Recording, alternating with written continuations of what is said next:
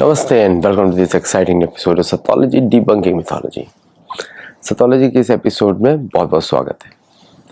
MI6 का head अगर public में आके बोले कि उसको रशिया से बहुत बड़ा खतरा है या रशिया जो है वो यूक्रेन तक नहीं रुकेगा या यूक्रेन में उनके जो केओस है वो रशिया क्रिएट कर रहा है या यूक्रेन में जो भी गड़बड़ी है वो रशिया के द्वारा क्रिएट की जा रही है। अब इस तरह के स्टेटमेंट्स दे तो आप समझ लीजिए कि MI6 की स्ट्रेटेजीज फेल हो चुकी है। एग्जैक्टली ऐसे ही हुआ जब MI6 की जो हेड है वो उन्होंने आके कल प्रेस कॉन्फ्रेंस दी और प्रेस कॉन्फ्रेंस में उन्होंने बताया कि किस तरह ब्लेज मैत्रेवाल एंड दूसरा है जो यूके के जो चीफ हैं, जो ब्रिटेन के जो चीफ हैं, डिफेंस चीफ है रिचर्ड नाइटन, दोनों ने एक ही धमकी दी कि Russia is advancing, Russia is creating problem in Ukraine. अब पूरी दुनिया को मालूम है कि MI6 ने रशियन जर्मन गैस लाइन तोड़ी थी। MI6 और CIA ने मिलके रिजीम चेंजिंग कराया था जो ज़ेलेंस्की वहाँ पे इलेक्ट हुआ था। MI6 ही उसके पीछे पूरा कारण था, क्योंकि ये प्रेस कॉन्फ्रेंस में पब्लिकली बोल रहे हैं तो मैं उन पे कमेंट कर रहा हूँ। पूरी दुनिया में गड़बड़ी का कारण ब्रिटेन है। आप इसका इतिहास जाके देख सकते हैं कि ब्रिटेन ने किस तरह भारत पे ईस्ट इंडिया कंपनी के थ्रू आए। पूरी दुनिया में मैक्सिमम कंट्रीज पे कॉलोनाइजेशन हुआ ऑल थ्रू MI6। वो उसका मॉडस ऑपरेंडी क्या रहता है? अपोजिशन लीडर्स को इलेक्ट करवाना, फिर उनके तो रिजीम चेंजिंग कराना, फिर उसके थ्रू अपनी गवर्नमेंट्स बिठाना और अपने लिए फेवरेबल ट्रेड डील्स लेना। इसी तरह वेस्ट ने हमेशा बिजनेस डील्स जीती हैं आज तक। They have never been able to compete, they have been able to out compete right at the government level. उनका काम होता है गवर्नमेंट्स कैप्चर करो, बिजनेस डील्स लो। यही वेस्टर्न कंट्रीज है, यही एंग्लो सैक्सन कंट्रीज है, यही एंग्लो सैक्सन माइंडसेट है। और इसकी वजह से आज उनके अंदर वो कैपेसिटी उनके लोगों में नहीं है, पहले भी नहीं थी।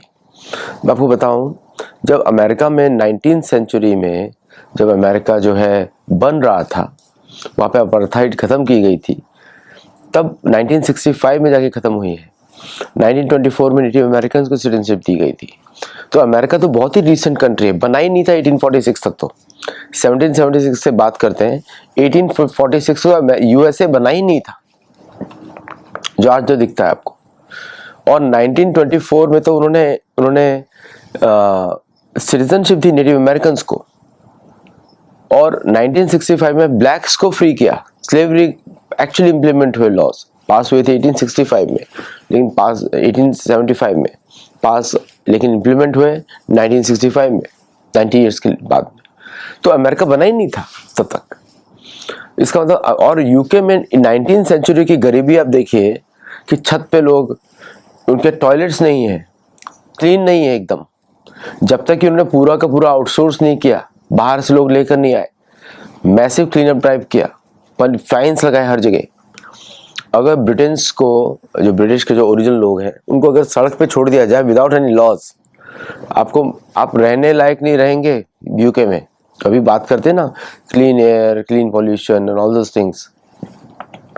अगर इनको मैं लॉज हटा दूं, इनके टैक्सेस हटा दूं, ये रह नहीं पाएंगे, बहुत ही गंदे रहेंगे। तो बट MI6 का वार्न करना, इसका मतलब ये है कि now they are out in the open, और अब ओपन वॉर की बात शुरू हो गई है, क्योंकि यूक्रेन हार चुका है, ब्रिटेन हार चुका है, पूरा यूरोप हार चुका है, और USA भी हार चुका है। और रशिया की मिलिट्री विक्ट्री की वजह से रशिया की डिप्लोमेटिक विक्ट्री भी हुई है, और इसलिए अब नेटो के और EU के टूटने के चांसेस 100% बढ़ चुके हैं। 100% बढ़ चुके हैं, 5% भी नहीं, 4% भी नहीं, 3% भी नहीं, 100% बढ़ चुके हैं। उसका इम्पैक्ट भारत पे क्या होगा मैं आपको बताता हूँ। अब भारत जो है एक पोल के रूप में उभरेगा, क्योंकि भारत और रूस के साथ प्रेसिडेंट पुतिन ने उस रिलॉस एग्रीमेंट पे साइन कर दिए। अब भारत और रशिया के ट्रूप्स एक दूसरे कंट्री में डिप्लॉय हो सकते हैं आफ्टर इन्फॉर्मिंग ईच अदर। अब ये जो कॉन्फिडेंस मेजर है भारत और रशिया के बीच में, it's a big big big deal, जो हार्टलैंड बनाने की पूरी थ्योरी थी 1904 की, वो फेल हो गई, पूरी तरीके से फेल हो गई।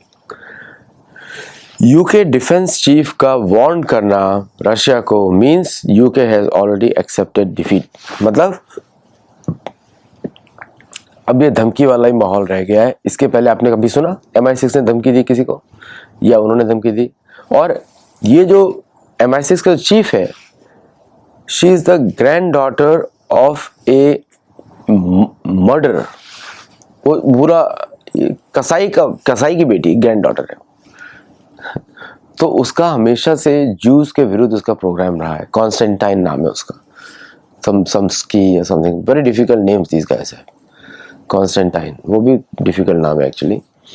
तो ये एक्चुअली हो रहा है in front of our eyes. अब यूके की कंडीशन, अब यूके, अभी ऑस्ट्रेलिया के जो अटैक हुआ आपने देखा ही क्या हुआ। ऑस्ट्रेलिया में बोल रहे हैं, गाली दे रहे हैं लेकिन कुछ बोल नहीं पा रहे हैं, क्योंकि उनको समझ ही नहीं क्या बोले। अभी उन्होंने ही कल्टीवेट किया था, यूके ने ही कल्टीवेट किया खालिस्तानियों को, यूके ने ही कल्टीवेट किया पाकिस्तानियों को। अब दोनों भुगत रहे हैं, दोनों के दोनों भुगत रहे हैं। पाकिस्तानी जो है तांडव में जाके रखे हुए हैं यूके में, ग्रूमिंग गैंग्स, ये जितना भी क्रिमिनल नेटवर्क है सब पाकिस्तानियों का, गेटोज बन चुके हैं। मैनचेस्टर, बर्मिंघम, सब। लंदन में तो आप वॉक ही नहीं कर सकते, कोई चाकू लेके घूम रहा है आपका, it can hurt you anywhere. Same Australia का हाल हो जाएगा।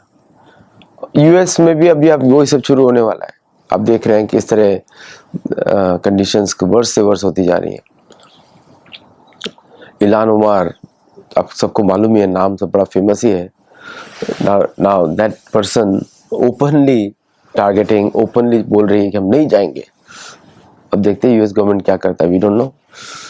और दूसरा आपने देखा, आपको, and you should not miss this, कि ऑस्ट्रेलिया के इंसिडेंट के पीछे कौन था जिसने ज्यूज को टारगेट किया। इफ यू अंडरस्टैंड किसको बेनिफिट हो रहा है ज्यूज को अटैक करने से, किसको अटैक हो रहा है, ये वही लोग हैं जो रीमाइग्रेशन की बात करते हैं। ये वही लोग हैं चाहते हैं कि लोग सब जो ब्राउन और ब्लैक लोग हैं चले जाए। तो west is returning back to its racism.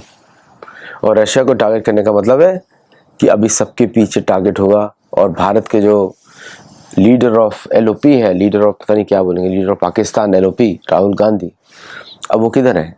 Germany में पहुंच रहे हैं। जर्मनी सबको मालूम है एंटी इंडिया हब है, पूरा एंटी इंडिया हब है इस समय, तो सबको मालूम है। और प्रधानमंत्री मोदी किधर है? इथियोपिया। उसमें मेरा अलग शो हो जाएगा। Ethiopia, Oman. The reason is on Jordan, क्योंकि Bharat is strengthening the middle layer. वो भारत के लिए काम कर रहे हैं। राहुल गांधी फॉरेन एजेंसी के लिए काम कर रहे हैं, जैसे कि बाप दादा करते रहे। देशद्रोहियों का परिवार है पूरा। अब उस पर इन्वेस्टिगेशन होनी चाहिए इन सब के ऊपर। मोहनदास करमचंद गांधी के ऊपर तो सब आ गया है बाहर, और अभी आ जाएगा थोड़े दिनों में। नेहरू के ऊपर भी बहुत कुछ आ गया है बाहर। अब इन सब के जो कारनामे हैं उसको तो भारतीय एजेंसीज ही, उसको भारतीय एजेंसीज उसको आगे बाहर लेकर आएंगी, इंक्लूडिंग कोर्ट्स। तो it's a very interesting moment for all of us कि जब यूके के डिफेंस चीफ और यूके के intelligence chief, foreign intelligence chief आके रशिया को टारगेट करते हैं। इसका मतलब ये है the war is on from UK side.